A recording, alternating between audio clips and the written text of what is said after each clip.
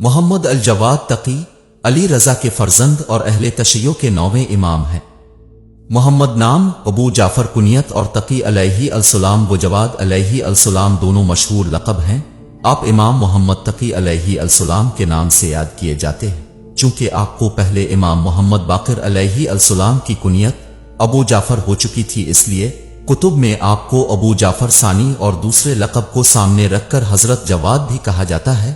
والد بزرگوار اب کے حضرت امام رضا علیہ السلام تھے اور والدہ معظمہ کا نام جناب سبیکہ یا سکینہ علیہ السلام تھا۔ دنیا سمجھتی ہوگی کہ امام محمد تقی علیہ السلام کے لیے علمی اور عملی بلندیوں تک پہنچنے کا کوئی ذریعہ نہیں رہا، اس لیے اب امام جعفر صادق علیہ السلام کی علمی مسند شاید خالی نظر آئے، مگر خلقی خدا کی حیرت کی انتہا نہ رہی جب اس کمسن بچے کو تھوڑے دن بعد مامون کے پہلو میں بیٹھ کر بڑے بڑے علماء سے فقہ، حدیث، تفسیر اور کلام پر مناظرے کرتے اور سب کو قائل ہو جاتے دیکھا۔ اس کی حیرت اس وقت تک دور ہونا ممکن نہ تھی جب تک وہ مادی اسباب کی بجائے ایک مخصوص خداوندی مدرسہ تعلیم و تربیت کے قائل نہ ہوتے، جس کے بغیر یہ معمہ نہ حل ہوا اور نہ کبھی حل ہو سکتا ہے۔ آپ کی ولادت رمضان 195 ہجری کو مدینہ منورہ میں ہوئی۔ اس وقت بغداد کے دارالسلطنت میں ہارون رشید کا بیٹا امین تخت حکومت پر تھا۔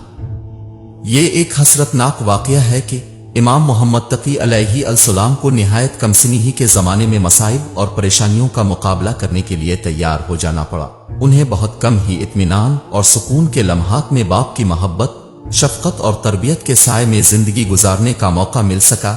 آپ کو صرف 5واں برس تھا جب حضرت امام رضا علیہ السلام مدینہ سے خراسان کی طرف سفر کرنے پر مجبور ہوئے، تو پھر زندگی میں ملاقات کا موقع نہ ملا۔ امام محمد تقی علیہ السلام سے جدا ہونے کے تیسرے سال امام رضا علیہ السلام کی وفات ہو گئی۔ جب امام رضا علیہ السلام کو مامون نے ولی عہد بنایا اور اس کی سیاست اس کی مقتضی ہوئی کہ بنی عباس کو چھوڑ کر بنی فاطمہ سے روابط قائم کیے جائیں اور اس طرح شیعان اہل بیت علیہ السلام کو اپنی جانب مائل کیا جائے، تو اس نے ضرورت محسوس کی کہ خلوص اور اتحاد کے مظاہرے کے لیے علاوہ اس قدیم رشتے کے جو ہاشمی خاندان میں سے ہونے کی وجہ سے ہے، کچھ جدید رشتوں کی بنیاد بھی قائم کر دی جائے۔ چنانچہ اسی جلسہ میں جہاں ولی عہد کی رسم ادا کی گئی، بنی عباس کو مامون کی طرف سے امام رضا علیہ السلام کا ولی عہد بنایا جانا ہی ناقابل برداشت تھا۔ امام رضا علیہ السلام کی وفات سے ایک حد تک انہیں اطمینان حاصل ہوا تھا اور انہوں نے مامون سے اپنے حسب دلخواہ اس کے بھائی مومن کی ولی عہد کا اعلان بھی کرا دیا، جو بعد میں معتصم باللہ کے نام سے خلیفہ تسلیم کیا گیا۔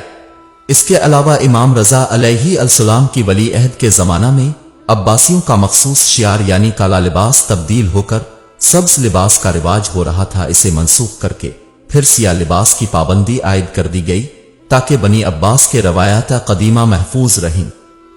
یہ باتیں عباسیوں کو یقین دلا رہی تھیں کہ وہ مامون پر پورا قابو پا چکے ہیں، مگر اب مامون یہ ارادہ کر کے کہ وہ امام محمد تقی علیہ السلام کو اپنا داماد بنائے، ان لوگوں کے لیے پھر تشویش کا باعث بنا، اس حد تک کہ وہ اپنے دلی رجحان کو دل میں نہ رکھ سکے اور ایک وفد کی شکل میں مامون کے پاس جا کر اپنے جذبات کا اظہار کر دیا۔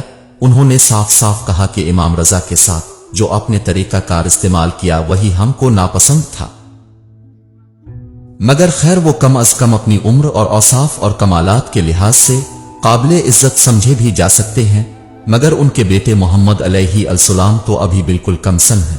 ایک بچے کو بڑے بڑے علماء اور معززین پر ترجیح دینا اور اس قدر اس کی عزت کرنا ہرگز خلیفہ کے لیے زیبا نہیں ہے۔ پھر ام حبیبہ کانکا جو امام رضا علیہ السلام کے ساتھ کیا گیا تھا، اس سے ہم کو کیا فائدہ پہنچا جو اب ام الفضل کانکا محمد ابن علی علیہ السلام کے ساتھ کیا جا رہا۔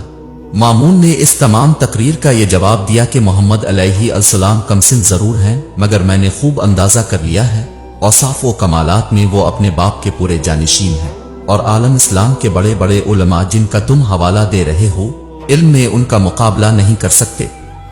اگر تم چاہو تو امتحان لے کر دیکھ لو، پھر تمہیں بھی میرے فیصلے سے متفق ہونا پڑے گا۔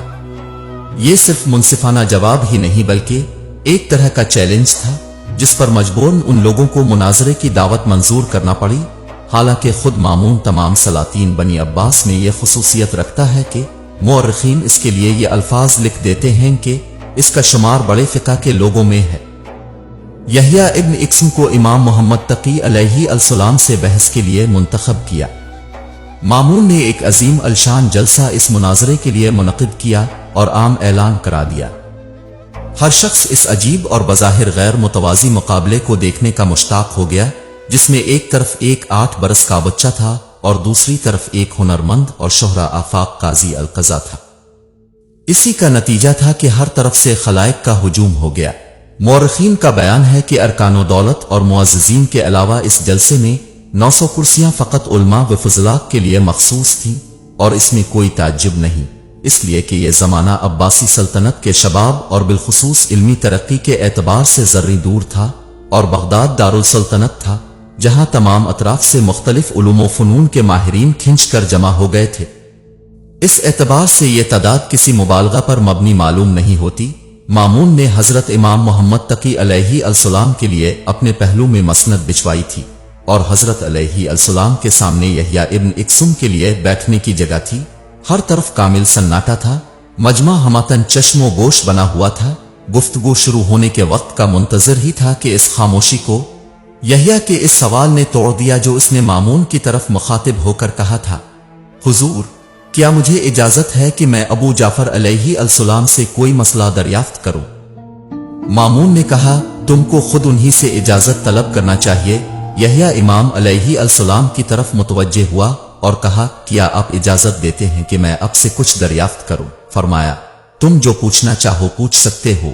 یحییٰ نے پوچھا کہ حالت احرام میں اگر کوئی شخص شکار کرے تو اس کا کیا حکم ہے؟